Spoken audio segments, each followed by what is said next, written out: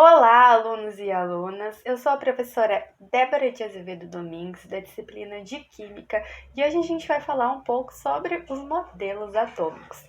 Bom, na aula de hoje, então, a gente vai falar sobre os modelos atômicos de Dalton e de Thomson, mas para conversar sobre eles, então, a gente vai ver antes uma breve história do surgimento do conceito de átomo e também falar um pouco sobre o que são os átomos, né? Bom, a gente sabe que a química ela é a ciência que estuda a matéria e também as transformações da matéria. E por isso é de grande importância a gente estudar os átomos. Por quê? Porque os átomos eles são a base da nossa matéria.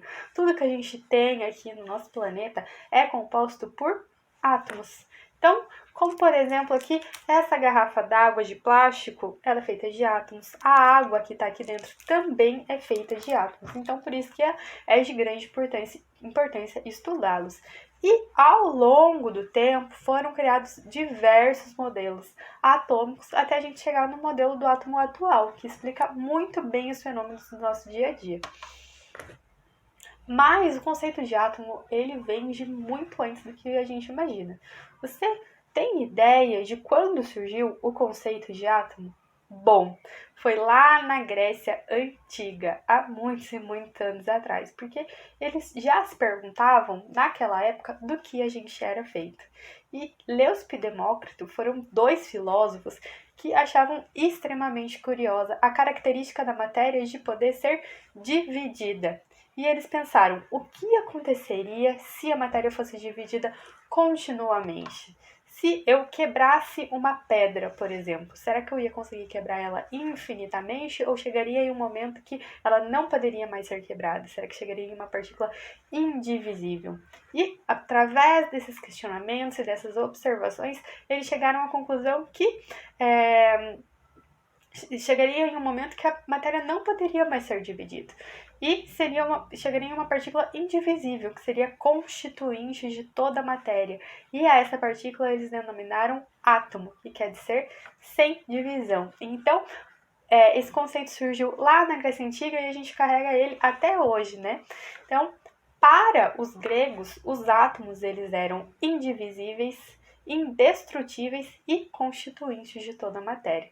Bom, com o passar dos estudos a respeito dos átomos, a gente vai perceber que eles não são tão indivisíveis assim como pensavam os gregos. Mas por muito tempo ainda se pensou que os átomos eles eram indivisíveis. Bom, a primeira teoria atômica moderna ela foi criada em 1803 pelo físico e químico inglês John Dalton. E vocês sabem a principal teoria, a principal diferença? Vocês têm ideia do qual é a principal diferença entre a teoria de Dalton e a teoria dos gregos? Bom, John Dalton ele se baseou em experimentos na criação da sua teoria atômica, diferente dos gregos que se basearam apenas em observações.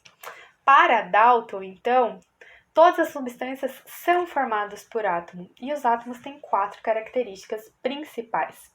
Então, a primeira delas é que átomos de diferentes elementos têm diferentes propriedades. Então, um átomo de carbono vai ser diferente de um átomo de hidrogênio. Já átomos de mesmo elemento serão sempre exatamente iguais. Então, um átomo de alumínio, por exemplo, sempre será igual ao outro átomo de alumínio.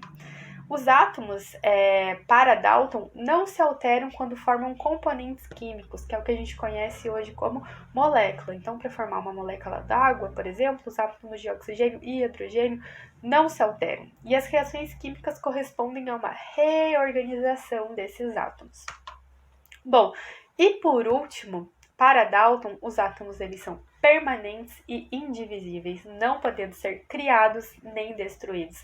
Por causa dessas características, então, o modelo ficou conhecido como o modelo da bola de bilhar.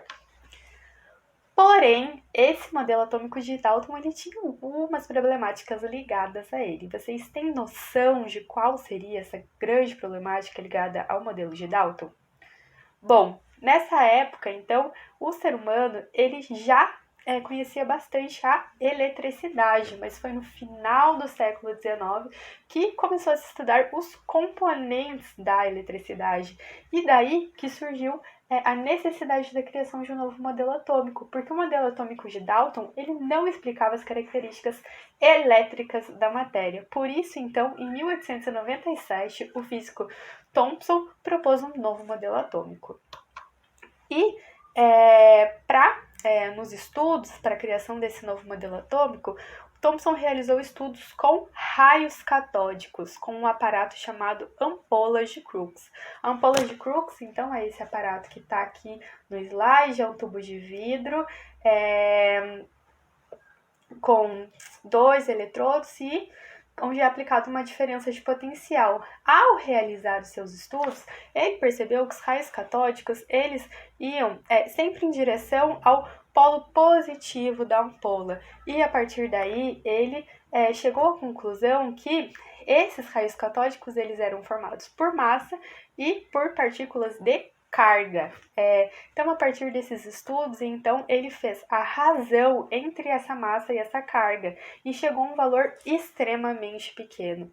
Bom, ao fazer esses estudos, então, ele pensou, eu acho que essas partículas de carga, elas estão em toda a matéria. E para provar isso, ele trocou o gás que ele estava usando dentro da ampola de Crookes.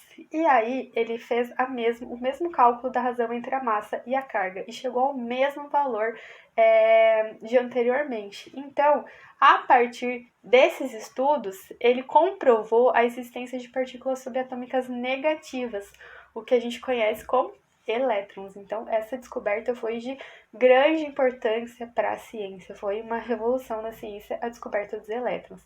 E agora, então, os átomos eles tinham uma composição diferente do que pensava Dalton, porque foi feita uma descoberta muito importante. Os átomos eles não são indivisíveis, eles são divisíveis, porque a partir de agora eles podem ganhar ou perder elétrons. Então, eles são partículas neutras, mas que podem ganhar ou perder elétrons. Então, os átomos eles são constituídos por uma massa positiva e por eles, então, são distribuídos uniformemente os elétrons. Então, por causa dessa modelagem do átomo, ele ficou conhecido como modelo de pudim de passas. A partir dessa imagem do átomo, a gente consegue ver que o átomo, para Thomson, ele é bastante compacto, né? Não tem nenhum espaço vazio entre a massa e os elétrons.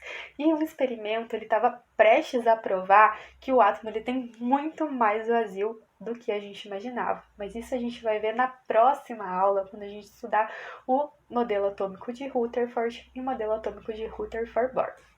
Bom, então só para fechar a aula, vamos aqui fazer um último exercíciozinho e descrever então quais são as principais diferenças entre os modelos atômicos de Dalton e Thomson. Vocês sabem responder? Bom, para começar, Thomson, diferente de Dalton, levou em consideração a natureza elétrica da matéria. E, a partir disso, ele fez 2 descobertas muito importantes. Então, a presença de partículas de carga negativa, elétrons. Então, a partir da descoberta dessas partículas, foi descoberto que, ao contrário do que Dalton e os gregos imaginavam, os átomos eles são divisíveis. Bom, por hoje é só. Muito obrigada e até a próxima aula!